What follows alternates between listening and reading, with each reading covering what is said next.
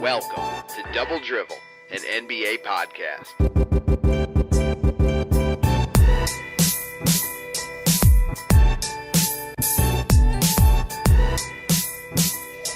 Hello and welcome to another episode of Double Drivel. We are a weekly podcast offering a fan's perspective on the news and issues surrounding the NBA. Thank you for joining us. My name is Greg, and I am joined, as always, by my co-host, JT. You can find us on Twitter at Double Dribblers or email us at doubledrivelpodcast@gmail.com. JT, what up, my friend? Russell Westbrook is the fucking man. I know you are very, very excited. We got a lot more stories to get to.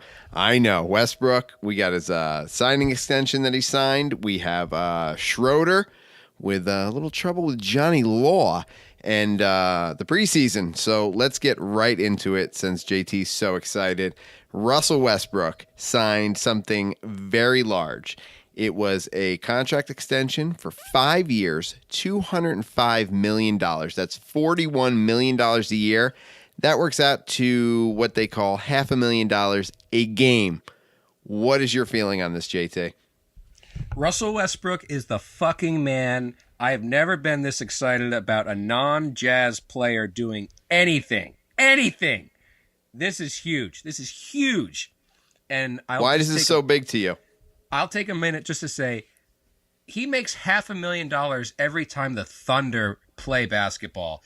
He doesn't have to play. He could be hurt. He could be on the bench. So every time his employer is scheduled to play, $500,000. $500,000 here, $500,000 here. Just incredible. It's a great point. We'll take out the fact that people thought this franchise was done for, going to be sold, moved back to Seattle. They were saying this less than a year ago.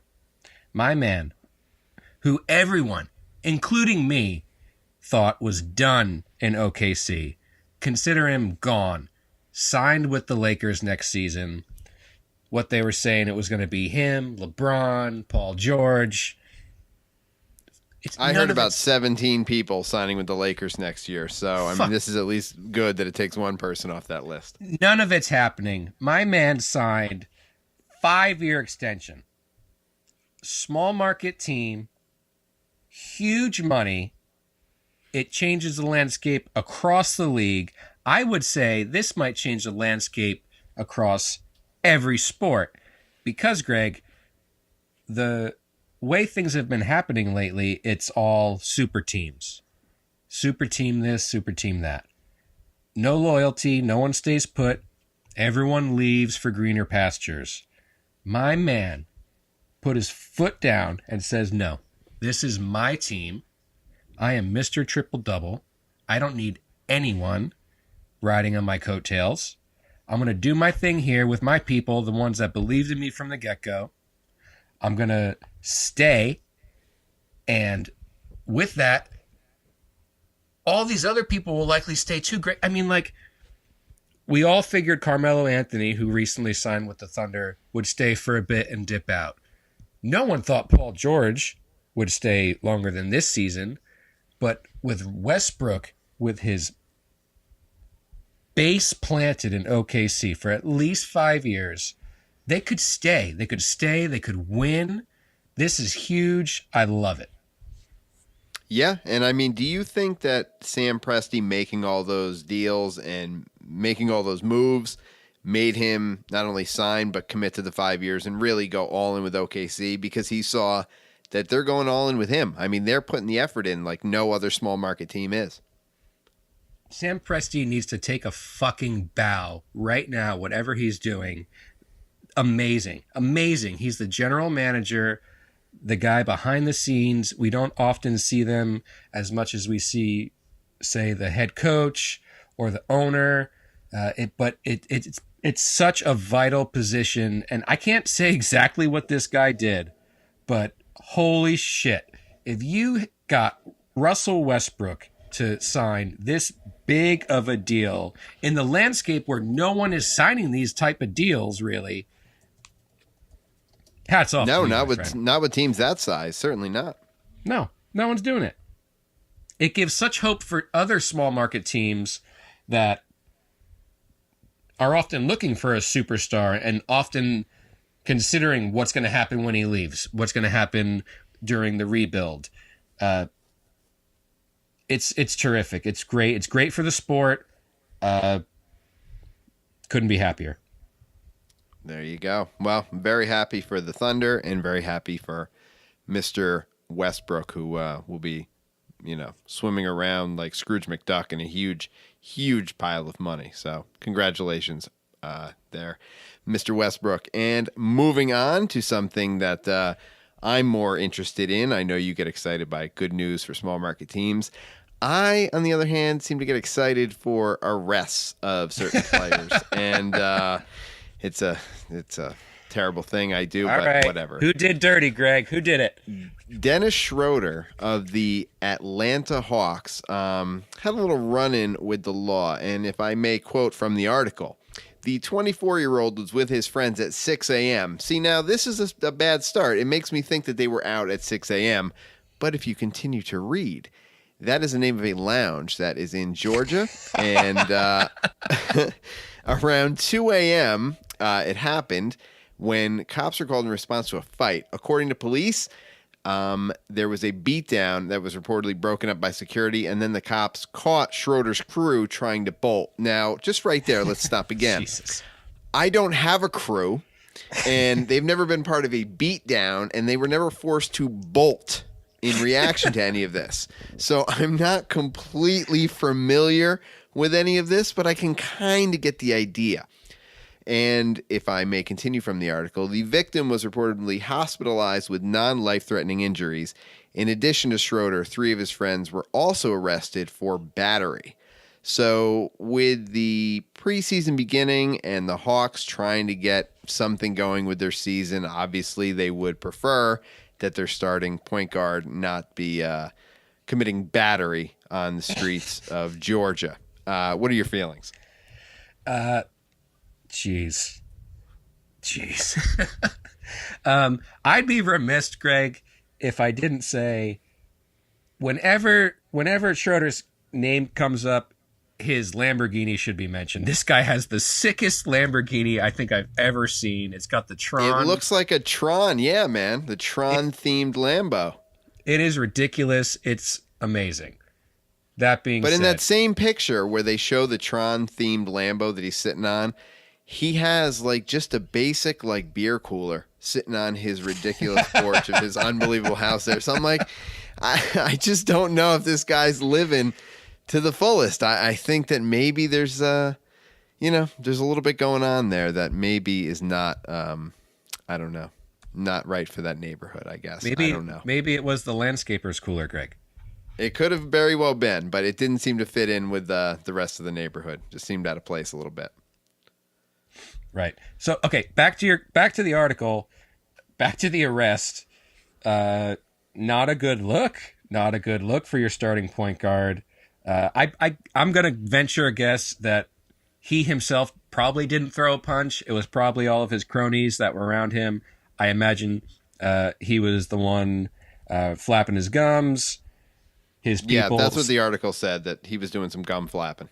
Yeah, his people probably stepped in and, his goons probably threw a couple heavy overhands on some like fist bumping Georgian club goer at 6 a.m., 2 a.m. It said some hands and some feet were being thrown, and see, they're kicking, Greg. They're kicking each other too.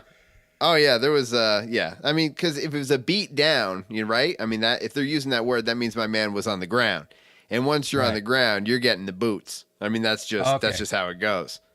There was no like high kicks thrown, probably when they were standing. I doubt any John Claude Van Damme style high kicks were utilized in the fight, but there is no video as I know of at this point.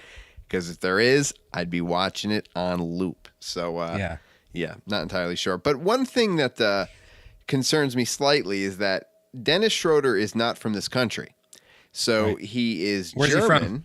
German. He is from Germany. And it concerns me a little bit that the group of friends that he decided to get together with when he moved to this country are performing beatdowns at clubs at 2 a.m. in the morning. So I don't know. It just concerns me that's a bad decision for any 24-year-old. Yeah, you don't want to be getting in bar fights when you have like semi-permanent visas and things like that. And you don't really want to be mixed up with this if you're the primary ball handler for a multi-million, if not billion-dollar franchise in the NBA. No, because if you get in too much trouble, you're going to be the primary ball handler in some prison somewhere. But moving on, we have started the preseason. The preseason started yesterday on Saturday. And what are your feelings on the preseason before I jump into my feelings? Greg, the NBA regular season is so goddamn long. I don't give a care about preseason, to tell you the truth. I care if, to the point where if the whole roster shows up for the games, and I kind of end it there, if they can show up and they're not like getting arrested at clubs in Georgia, stuff like that. 6 a.m. Yeah. I leave it there. I don't follow preseason. No, I never really expressed any interest or spent much time following the preseason because it's a lot of players that are either trying to make the team or people. It's like the summer of the G League, just expand a little more exciting than the summer league, but because there's some superstars, but it's still the same kind of thing where it's a lot of guys that you don't really want to watch getting bigger minutes than they should be getting. But that's what the preseason's there for. Feel everything out, see what kind of team you have, see what guys do in an actual game situation. So it's a necessary evil, unfortunately, but it is what we have right now. And if I can complain just for a second while I'm talking about the preseason that I watched yesterday, please. It was another horrible experience with League Pass. They are an embarrassment for another season. I would have thought that maybe after last year, with all the problems they had, and the year before that, that they would have tried to put a little more effort in fixing it in the offseason. And the interface changed slightly, but the performance is just as bad. It still runs on Flash in your browser. Now, I mean, you're saying, no, this is 2017. Nobody runs anything in Flash. I mean, you shouldn't do that for anything. But there's the NBA and League Pass running, and me and everybody else last night was on Twitter complaining, not being able to log in. We all paid, and it kept telling us that we hadn't paid. And then when you would click to pay again, it would say that you had paid, but still wouldn't let you watch anything. Just a really wonderful experience to start the season with, and I'm very excited that I'm going to have to deal with another year of this trash. So that's my complaint about League Pass. Like, fix your shit, NBA. You got the money. Yeah. Well, Turner, fix your shit, Turner. NBA's trusting you to run that trash, and you run it like trash. So unacceptable. But what are your feelings about the teams we're going to be watching in the finals this year? I don't want to jump right from preseason to the finals, but the NBA tends to be slightly predictable. And, I mean, you could have guessed the past 2 years it was going to be the Warriors and the Cavs. Do we feel that way again? Are we looking at a fourth Warriors versus Cavs? Is this going to be a Rocky-type situation with them? I think so. At least the odds are leaning that way. OKC's new situation, maybe that changes the landscape a little bit as far as the who would be the champ in the West. The Warriors are definitely the favorite, but I think OKC more so than anyone in the past several years. I think they have a shot. Cavs, I'm all in, totally in. I think Boston, while maneuvering and developing a roster that they believe would be competitive, will not be. I don't think they have the stones. Do you think all the moves that OKC made eclipsed Houston's moves in the offseason, which were like the biggest deal that had ever happened earlier in the offseason?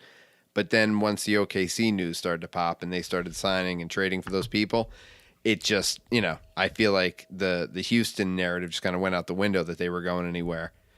So what do you think? Totally agree. No one has said Chris Paul's the only time Chris Paul, the previous point guard for the LA Clippers, who who signed with the Rockets. The only time his name has come up was when LeBron was responding to Donald Trump on Twitter, and a lot of NBA players kind of like tagged along and also kind of sent a sentiment along to the president. So, yeah, Houston has a good team, but completely overshadowed by OKC just killing it this offseason. Which is great. Which is just so great in so many ways, because I detest Houston. I just hate them. I haven't liked Houston since the Olajuwon days. The dream, baby. Living the dream.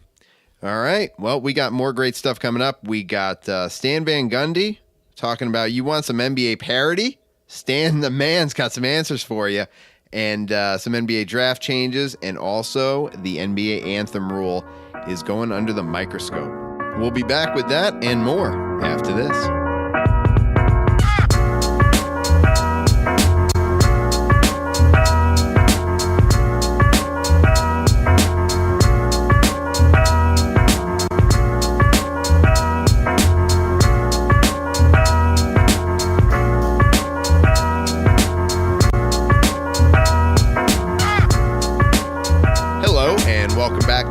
Drivel. Thank you for joining us. I'm Greg with my co-host JT. You can find us on Twitter at Double Dribblers. Now, JT, one thing that I noticed at the preseason game last night, and a lot of other people noticed, and one great person took a good little video of it, was the giant signing line at Lavar Ball in the first row at the Lakers game last night. What's your feeling about Mr. Ball?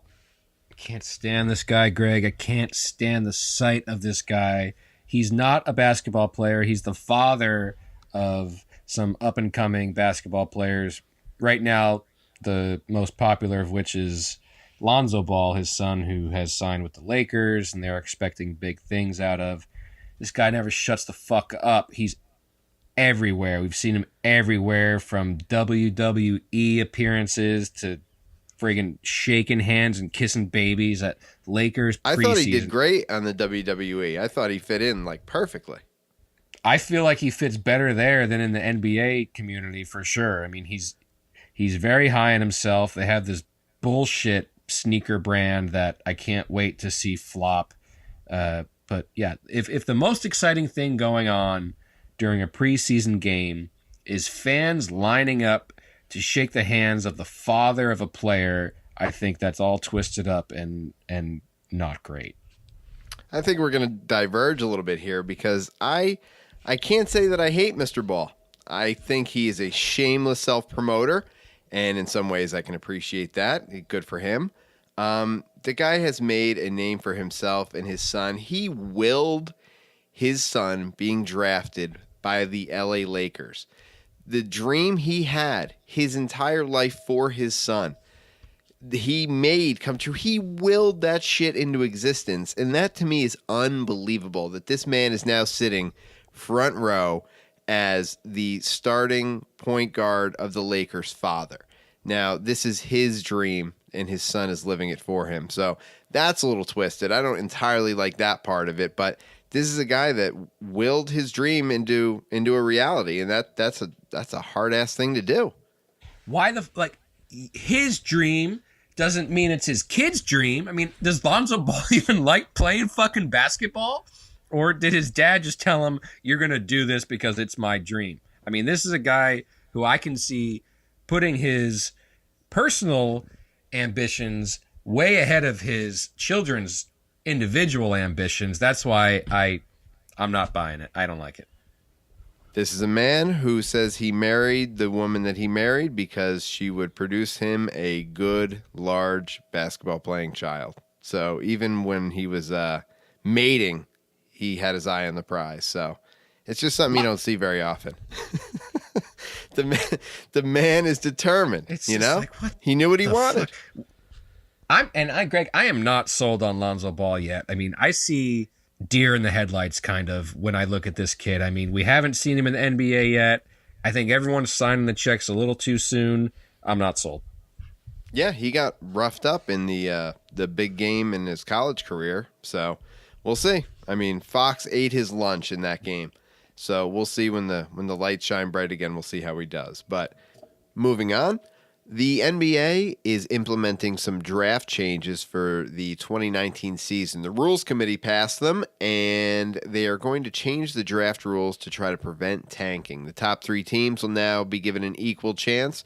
Well, I say top 3 teams, but they're really the low bottom dwelling teams. So the 3 teams with the worst record will now share the same chance to draft the number 1 draft pick. What do you think of the changes there, JT? Something had to be done. I think the sentiment that was shared between a lot of us fans was that when a team decides to tank, meaning they decide to lose intentionally to advance their draft position to get like better players next year, when teams do that, when they begin that process, like no one cares. Like no one wants to pay to see a tanking team play live. No one's interested in that scene at all. So in theory, I think it's a good thing. Like they want to make that better. They don't want teams to fail on purpose. And I think this is a good entry into what would be a new system for sure. They did give the teams a lot of incentive to fail upward, though. Tell me more. Well, I mean, the way that it was set up, if you had the worst record, then you got the first pick, basically. I mean, the way that the chances were, you were almost guaranteed it. So that was a lot of incentive. I mean, Sam Hinkie looked at that and said, well, shit, if we're not going to win, then we might as well lose. So they went all in for that. And I think that was I don't know, that was pretty brave on his part to try it. I mean, it cost him his job, but the 76ers might actually be a reasonably good team at this point. Still not good enough to win, but better than they were.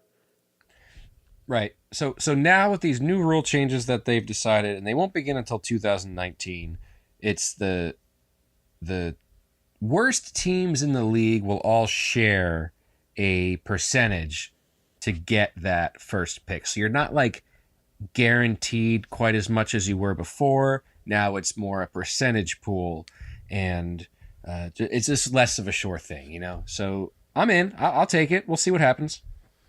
Well, one person who is not in is Stan Van Gundy, the coach of the Detroit Pistons. And he had a few comments and a few controversial suggestions, I would say. He said to eliminate the draft and to eliminate max contracts. And that would create a little more parity in the league, he thinks, because you only have so much money to play with.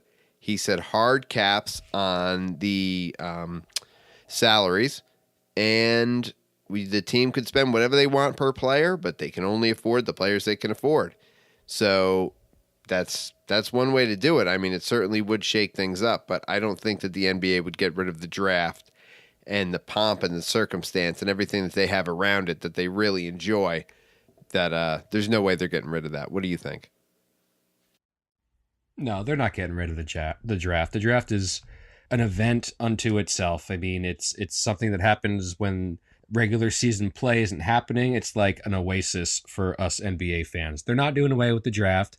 I will say, good for Stan Van Gundy. Like, take a position, whether it's a popular one or an unpopular one. He brings up valid points that maybe there is a different way to go about this. Maybe just because we've been doing the draft this long and we've established these salary caps, maybe, you know, things change, people change, the league changed. Maybe there is another way. Good for him. I'm not on board entirely, but I will respect someone who of his stature and position who has a valid take that doesn't necessarily align with everything else we're talking about. Good for him. I'm glad to hear what he has to say. Well, they don't call him Stan the Man for nothing. So Stan the Man. He's a smart guy, and occasionally you get to enjoy that. You know, his players get it all the time, but we get it occasionally. And moving on, the NBA is dealing with something that all the other sports are, and it's how to deal with the anthem and what they do. And it turns out that the NBA actually has a rule. And the rule is defined as players, coaches, and trainers are to stand and line up in a dignified posture along the sidelines or on the foul line during the playing of the national anthem. Now, that is very specific, and I don't think it's a rule that the other leagues have on their books. So kind of interesting that they had some sort of foresight to have this rule implemented. What do you think, JT? It's interesting stuff, Greg, because the NBA, as far as the big sports organizations go, have always been considered the most progressive of the bunch. Considering football and baseball, you can throw NASCAR in there too, and perhaps hockey. And then I was surprised to hear this statement from the league. I don't know how much it has to do with the fact that the NBA plays indoors compared to outdoors. I think that's a very small point, but I do think it perhaps played a part in the decision making or the revamping of this rule, which, like you said, a lot of people didn't know this was a league rule, and the league sent out a notice a few days ago, and it wasn't until, from what I understand, kind of not buried in the statement, but it wasn't front and center that while the league appreciates diversity and the contribution that the players are able to add to certain conversations, they have this very specific rule. You're going to fucking stand. You're going to stand, and if you don't, it gets a little gray as to what their response would be. I don't love it, Greg. I don't think it's the best thing the NBA has ever done, but I also don't think that 100% of the players will be following suit and standing every time. I do expect to see some type of something, whether it is a gesture, whether it is perhaps an article of clothing worn a certain way.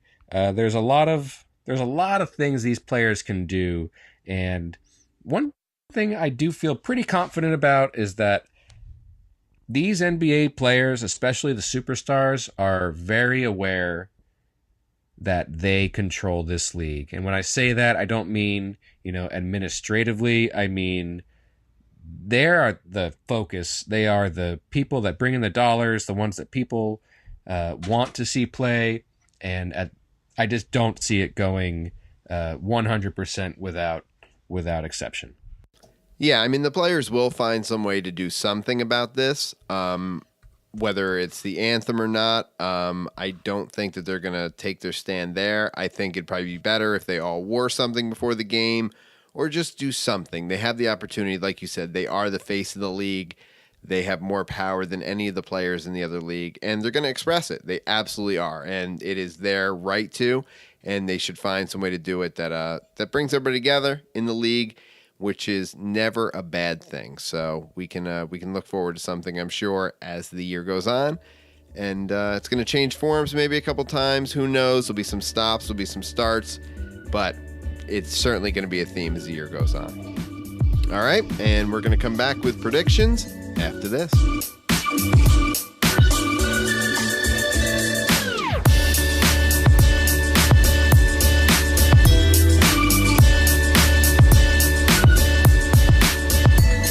Hello and welcome back to Double Drivel. Thank you for joining us. I'm Greg with my co-host JT. You can find us on Twitter at Double Dribblers. All right, JT, time for your favorite part, the predictions. Oh, baby. All right. You have your first question ready for me, sir? Tell me, Greg, does Lonzo Ball have a successful first NBA season? I believe that he does, and I Wrong. believe that there are no wrong answers. This is opinion. Okay. Yeah, so I think that he does have a successful first season. I think that everything is set up for him to succeed. I think he's a pass-first point guard, and in this NBA, I think that works. I think that'll make him look good. I think he'll have good numbers. He had just as many rebounds almost as he did assists, which is, I think, a good thing. If he's getting in there, not that he's crashing the boards, but I think that he's just got his eye on the ball, and that shows a level of effort to me, and I think that he will be successful. Respectfully disagree. Lonzo's got too much on his plate, Greg. He doesn't know what the fuck he's doing. He will underwhelm this season. He will not have a successful first NBA season. And the Lakers will also not make the playoffs. Oof. Yeah, well, I mean, in the West, that's I don't know if that's even that insulting. If you say you're not going to make the playoffs in the East, that's dirty. But the West is hard enough that that's not really that big of an insult. Yeah. So my YMCA team has actually already made the playoffs in the East. Hoyo, there you go. All right. So I got a question for you now, mister. So who is going to be the coach of the year? Ooh. Well. And they're not named Quinn Snyder. Okay, fair enough. It will not be anyone in the East. It will be one coach named Billy Donovan from a team that will clean up this year, the Oklahoma City Thunder. Wow, there you go. That's a hell of a guess. Clean up. Yeah, that's a really good guess. As long as they keep it together, I mean, he'll get credit for that because it's three players that everybody's going to think, these are ball hogging players. These are guys that are shoot first players. So if he gets them to work in unison and everybody working together nice, I could see how he would be the obvious choice at that point. Totally. All right. And he's proven himself, I mean, even the past couple seasons, to be a good coach. I mean, he's not a terrible coach. So giving him this kind of talent, we'll see what he can do with it. He keeps that hoodie on Melo, they win the West. Yeah, as long as that's uniform, baby, let him wear it. We need that hoodie Melo. He needs that hoodie Melo. All right. Well, we are out. That's all we got for this episode. And another great one, JT. Totally, my friend. Westbrook is the man. Yes, Mr. Westbrook is a hero around here. And we will be back next week with another episode. In the meantime, follow us on Twitter @DoubleDribblers, or you can email us at doubledribblepodcast@gmail.com. Subscribe to the show on iTunes, SoundCloud, or Google Play. Thanks for listening, and until next week, see you on the internet.